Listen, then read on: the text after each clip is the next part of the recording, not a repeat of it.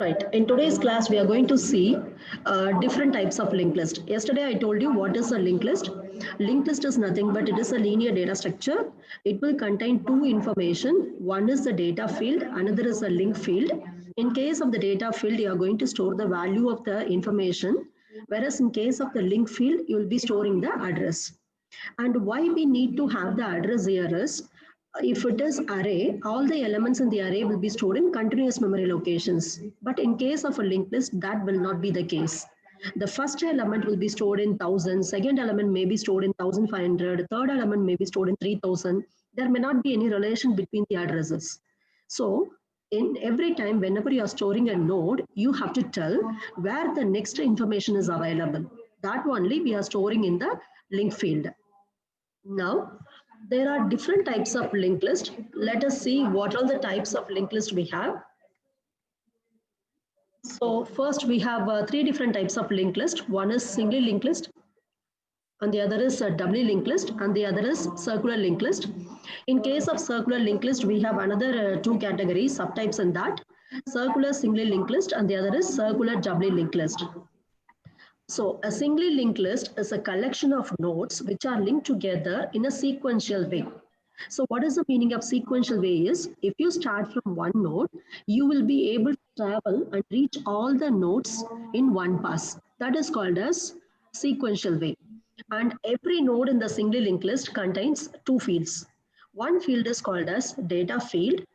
The data field is also known as value field or otherwise info field. And what it is having is whatever is the information you are going to store in the node, that will be available in the data field. And the second is link field. It is also called as next field. Okay, next means address of the next node. And this field contains the address of the next node because in case of linked list, we don't know where the next node will be available. Randomly, they are placed in the memory. So you should know where the node is available. For that, we are storing the address of the next node here. And the nodes are connected to each other with the help of this link field only. If you don't store the link field, you will not be able to access all the nodes in the linked list. And when you have so many links, the last node in the linked list will be having the link value as null.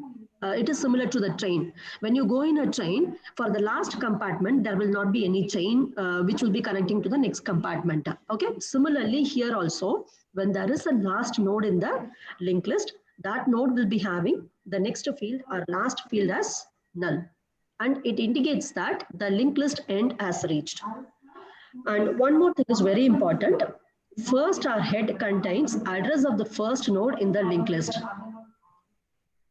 Okay, so these two names are alternately used in different. This will be called as node.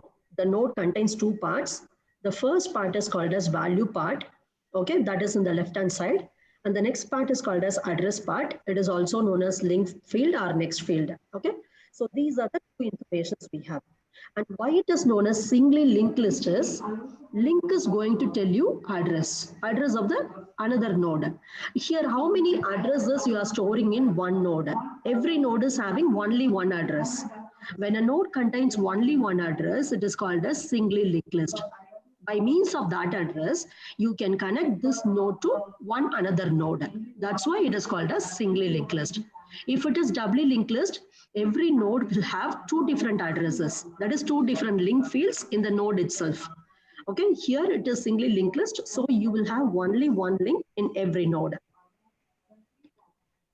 Now, let us consider the diagram here. If you consider this is a singly linked list because every node contains only one address. If you see, the first node is having the data field as 1 and address field as 2000. Second node is having a data field as 2, address field as 2500. Third node is having the data field as 3, address field as null. Why the third node is having null as address field is because it is the last node in the linked list. Now, I want to travel from this first node till the last node. Okay, how I can do that? For that, you need to first get the address of the first node, where you have stored the first node in the memory. Okay, now if I assume that my first node is stored in the memory address 1000, this 1000 is called as first or head. first our head is nothing but it is going to tell you the address of the first node in the memory. Okay, my first node is stored in the memory address 1000. So this 1000 is called as first R head. This is nothing but simply an address. Okay, now if I want to get the address of the second node, where I have to get the address of the second node is only in the link field of the first node, you will have the address of the second node. So with the help of this link field only, you can go to the second node address and you can get the node value. Similarly, the address of the third node, it is at the address 2500 that you have to store in the link field of the second node, without which you will not be able to go to the memory location to access the third node. And the third node is the last node. So I'm storing null in the address field because it is not going to give address of any other further node in the memory. So now in case of linked list, we have some special term known as self-referential structure. Okay, try to understand one thing. Whenever you want to write a program using linked list, you have to go for structure. Why we are going for structure is, now I told you that every node in the linked list contains two parts. In one part, you are storing the value or the information. In the other part, you are storing the address. Okay, what is the data type we are going to use for storing this value is, this will be either integer or float, or otherwise it can be character, anything. But what about the second part? It is not a value, it is an address. Okay, so we have collection of different data types inside one node itself. Okay, what are the different data types we have is, the first is a data value, which can be either integer or float or double or character, whereas the second is not a data value, it is an address. So since we want to store collection of different data types, we go for structure. Okay, in the first unit itself, I told you what is a structure, what are the different ways of declaring a structure. Now, whenever you are doing program with the linked list, first you have to create a structure. Okay, so now first we will see how we are going to create a structure. Our program is, we are going to write a program for singly linked list. So singly linked list will have every node containing two fields. Okay, so you have to first create a structure by means of the keyword struct. After that, give any name for this structure. Now I am going to term this as node because that is a node which contains two fields. So give the name for the structure as node, then open your curly brace, and inside that you are going to declare all the members of a node. Now, what a node contains in a single linked list? Two fields. The first field is the data field and the second field is a pointer field. That is the next field. Okay, so now try to focus here. If you think that you are going to store integer value in the data field, you declare this data as integer. If it is going to have floating point value, declare that as float. If it is going to have a character, declare that as character. Okay, now focus on the second one. The second one is a pointer. Okay, I told you already. Let me go to the previous slide. Here, I told you that in the second field, that is in the next field, you are going to store the address. Okay, what is the address? Address is nothing but whenever you want to store the address, you need to declare the variable as a pointer. It is pointed to what? It contains the address of the next node. Okay, it is not containing the address of the int or float or char or double. Instead, it is containing the address of the next node. So now, for that, to store the address of a node, you have to declare a pointer. So what we are going to do is, if you want to declare an integer pointer, you will write int star p. But now I am going to declare not an integer pointer. Instead, I am going to declare a pointer to a structure. Okay, so try to focus here. You simply write star next. Instead of writing star p, we are writing star next. Okay, instead of ptr, it is star next. Now, don't write int before this because this pointer is going to point to the same structure. Okay, so what is the structure data type here? This is called as struct to node. Okay, so you should write struct to node instead of int. Now, let us understand the term known as self-referential structure. So what is the meaning of self-referential structure is? A structure is called a self-referential structure if it contains at least one field which is a pointer to itself. You see here in this structure, there are two fields. One is the data field, another is the pointer field. Okay, and it should contain one pointer.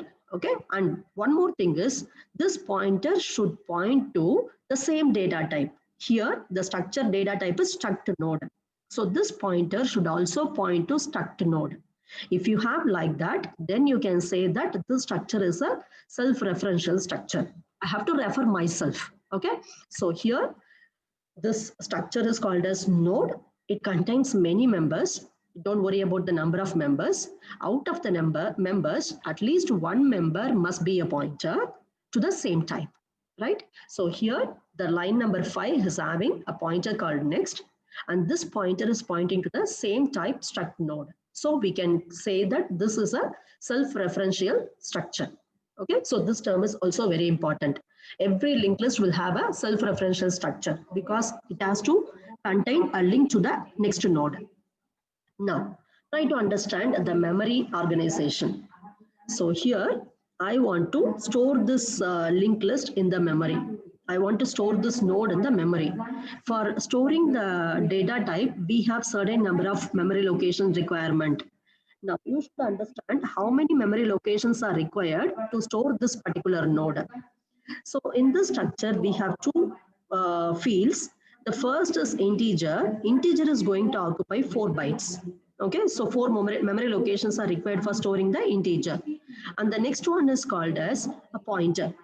Okay, we have already seen in the first unit that irrespective of the type of the pointer, whether it is an integer pointer or floating point pointer or double pointer or pointer to structure or pointer to file, irrespective of the type of the pointer, every pointer is going to occupy certain number of bytes which are depending upon your compiler.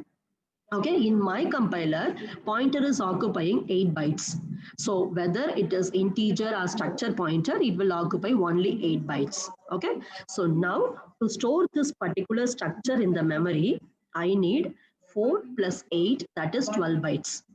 Okay, now in this case, this is called a structure definition. I have not created any variable for the structure. I have simply defined how a structure will look like.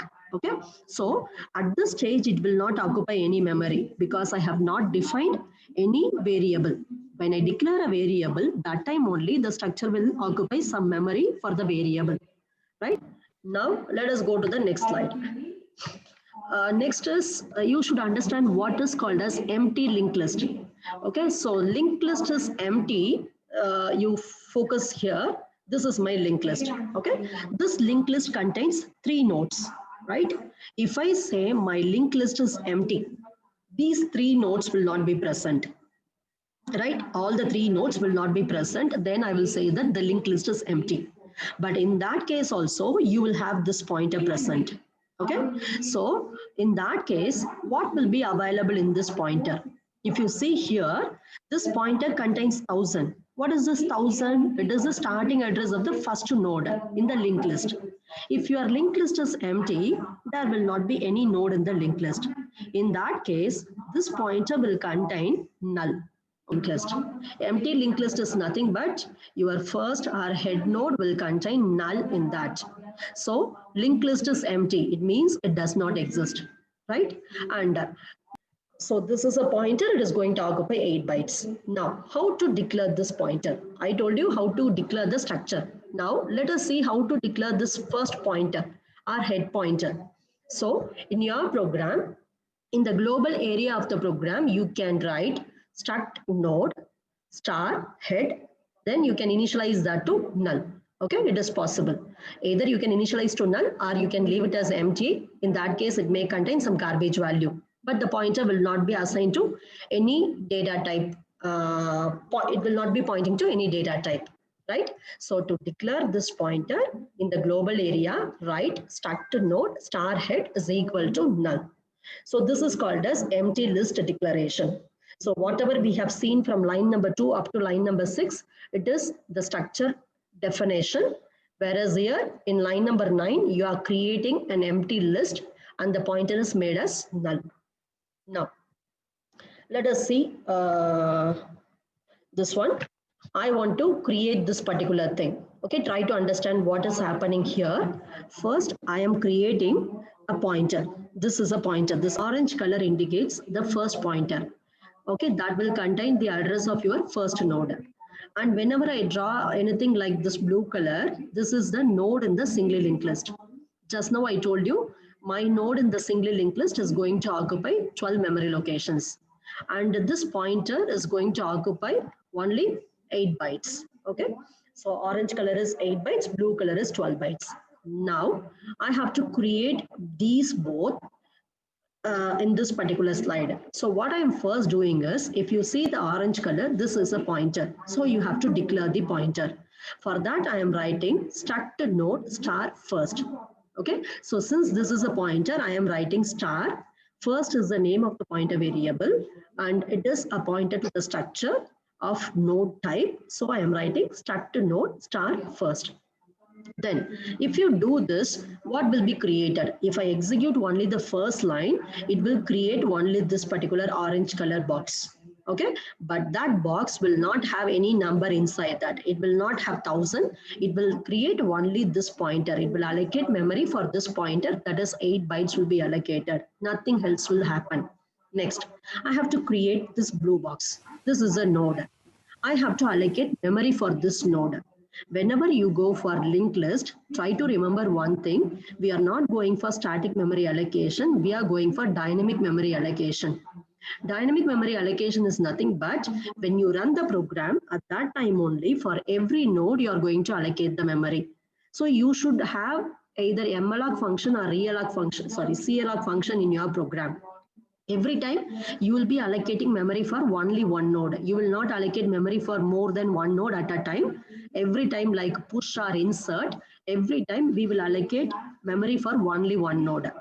Now let us understand this malloc. Now in case of malloc, you will be passing one argument. The argument is nothing but how much memory you want to allocate for storing this particular structure. Okay, for storing this blue color box, how much memory you want to allocate, but we don't know how much memory will be required. So I already told you, whenever you want to allocate memory in malloc, better use size of operator. So I am going to use the size of operator as the argument to the malloc function. Now for this size of, I have to tell for which data type I want to allocate the memory.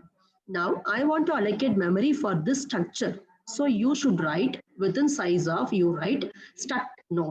Okay, try to remember here, this node is nothing but whatever name you have used in the previous slide, that only you have to use. I have given the name for my structure as node, so I am using that here. Okay, so now this function, what this function will do is, it will allocate memory in the heap area. Your memory is having two area, one is the stack area and the other is the heap area. Whenever you go for dynamic memory allocation, memory will be allocated only in the heap area. So it will allocate memory for only one node, that is, it will allocate 12 memory locations. And those 12 memory locations will be continuous memory locations only. For example, let us assume that it is starting from the address 1000. From 1000 up to 1011, there are 12 memory locations. It will allocate all these 12 memory locations and return a void pointer. Okay, you have to convert that pointer into pointer of your required type. Now, what pointer I want? I want this first is nothing but this is a pointer to the struct node. So I have to convert this void pointer by means of typecasting into struct node pointer. So within this parenthesis indicates that this is typecasting. Within this, you have to write to what type you want to convert. That is a void pointer. I have to convert the void pointer into struct node pointer. So I am writing struct node star. Okay, now this will convert the pointer and return a starting address of the memory location. That is nothing but this 1000 will be returned. You have to get the starting address of the memory location in a pointer variable and you have to store it there. Okay, for that only I have declared this pointer called first. So whatever address is returned, that is 1000 is returned now, you store the address in 1000. That is 1000, it should be stored in first. So when you execute this, in this diagram, this 1000 is the starting address. That address is stored in the pointer variable first. That's why I have written here 1000. Whenever I write address like this, I will put this arrow. Arrow indicates that now it is pointing to that particular structure. Is you know how to create a empty structure, empty point linked list, and then you know how to create one node in the linked list and how to make the head to point to that particular thing. Now let us see program for creating this type of arrangement. I'm going to create this. In this, there are three nodes. Okay, the blue color is the node. I am going to create three nodes. So whenever I want to create a node, I have to call the malloc function one time. In this, I'm creating three nodes, so I have to call the malloc function three times. Okay, so if you see in line number 12, 13, and 14, I have written malloc. In malloc, I am passing only one argument, as I have told you in the previous slide. That is going to return you a void pointer. You are converting that into pointer of struct node type. Okay, you will get the address where you are going to store the address. So we need a pointer for that. I want to store the address of this first node in a pointer variable called first, and the address of this second node in the pointer variable called second, and address of the third node in the pointer variable called third. So now I need to create three pointer variables. Okay, so for that, in line number 9, I have declared the first pointer. So I have written struct node star first, right? And for this particular part, in line number 10, I have written the second pointer.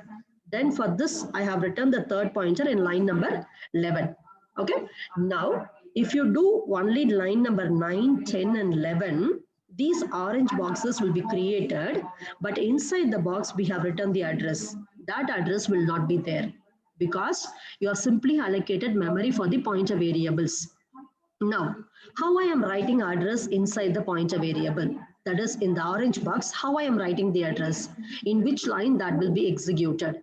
If you see here in line number 12, I am writing first is equal to the address written by malloc. Okay, so malloc is going to allocate memory for this, and it will return this 1000. Okay, only the starting address will be written by malloc. That address only you have to store it in first. So I am writing first is equal to the value written by the malloc function.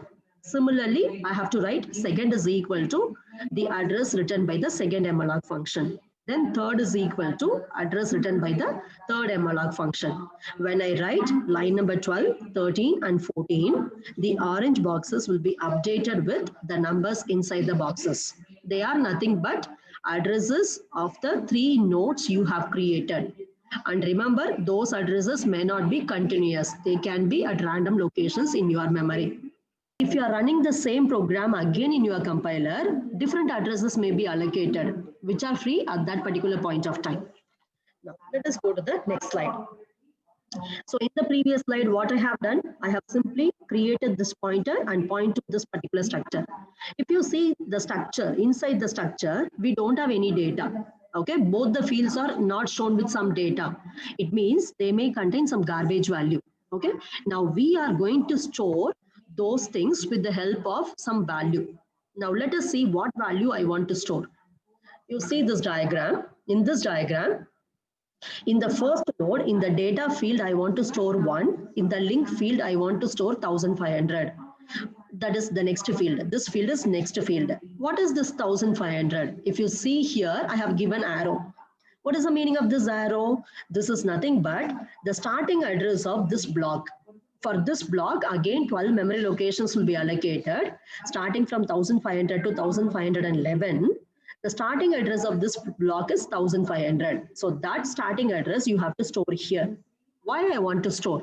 If I don't store, I will not be able to go from the first node to the second node. Like you are in the first compartment in the train. If you want to go from the first compartment to the second compartment, there must be some joining of both the compartments. Okay, so for that only we have this address here, right? Then in the second node, in the data field, I want to store 2, and in the address field, I want to store 1600.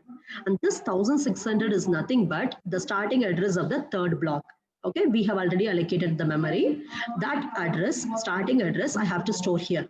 Then in the third node, in the data field, I want to store 3. Then in the address field, that is the next field, I want to store null. The reason for storing null is this is the last node. Okay, I want to create the structure like this. Now let us see how to create this structure. Try to focus. So here we have this first pointer to structure. Try to understand here. This first is a pointer to structure. In the last unit, in the first unit, I told you, if you create a pointer to a structure, with the help of this pointer, you can access the members of the structure. Okay, the pointer name is first here. Okay, this first is pointing to this memory. Okay, with the help of this first, I want to access these two. When I want to access the members of a structure with the help of a pointer, I should write the operator arrow. Okay, the pointer name here is first. So first you write the pointer name first, then write the arrow operator. In your keyboard, type on minus and then greater than symbol. You will get this arrow operator. And then you have to write the member name. The first member is data. So you write first arrow data. In that, I want to store 1. So write equal to 1. If you do this, in the blue box, 1 will be stored, right? Similarly, here, I want to store the address of this node, okay? Now, how to access this? This is, I'm going to access this with the help of this first. So I should write first, then arrow. This field is called as next field. This field is data field and this field is next field. So write first arrow next. In that, what you want to store? 1500. But this 1500, we don't know. We don't know what memory is allocated by the compiler. Okay, so we have to get that memory. Where we stored this memory 1500, let us see the previous slide. This 1500 is nothing but here I have allocated memory for this node, okay? That is available in the variable called second. This second is having 1500, that is nothing but the starting address of this particular block. So this 1500 only I have to store here, right? Try to understand. From this orange box, I will get 1500 that I have to store in the second field of the blue box. Okay, so how to get this 1500? It is available in the pointer variable second. So I have to store the value of this second in the link next field of this variable. Okay, that only I'm going to do here. You can see I have written first arrow next is equal to second. What is this second? It is nothing but, you can see in this diagram also, second is nothing but it is containing 1500. That is the address of the second node. That address I am going to store in the next field of the first node. So I am writing first underscore arrow next is equal to second. When I execute line number 16 and 17, I will be storing this particular data in the memory. To create this part now, this is nothing but I'm going to access this part with the help of this pointer, the second pointer, which we have created in the previous slide. So with the help of second, I want to access this field. For that, I am writing second arrow data is equal to 2. Similarly, here I want to store 1600. This 1600 is available in the third pointer. Okay, so I am writing second underscore next is equal to third. When I do that, from this third, I'll be getting 1600 and that will be stored here. That's why I have given this arrow. When arrow is there, it means it is containing address of this particular node. Now, I am going to create the last node. For creating the last node, I am going to access with the help of this pointer third. So I am writing third arrow data is equal to 3. Then third arrow next is equal to null. Okay, so if I execute these 6 lines, this entire structure will be created in the memory and the links will be automatically updated. Updation of link in the sense you are going to store the addresses in the corresponding fields. That's all. Nothing else will happen. Okay, so with this introduction part of the linked list is over. Now you will know how to create a structure to store the linked list, then how to create a pointer variable, then how to create the nodes with the help of malloc function.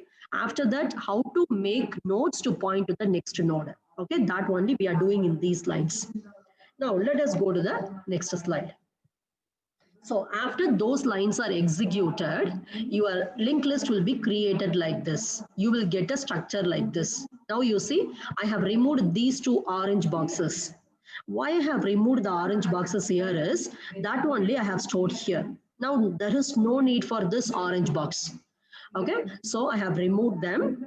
I want to access these nodes only with the help of this first node. Okay, so now you see the box here. You can imagine this now as a train. This orange box is nothing but the engine of your train. Okay, you start from your engine. The engine will contain the driver. Similarly, here in this orange node, what you will have is address of the first node in the linked list will be stored here. It will not contain any other information. The engine will not have any seats for passengers. Similarly, here this will not have any other information. It contains only address of the first node. That's all. Now, in the first node, with this address, you can go to this 1000. There you can access this value 1. Then you want to go to the next node. For that, you get the address from this part. Then go to that node, access this 2. Okay, then you get the address here. This is the address of the next node. With the help of this address, you go to the next node, access this 3. After that, you have null here. Whenever you get null, you stop. It is like the last compartment of the train is reached.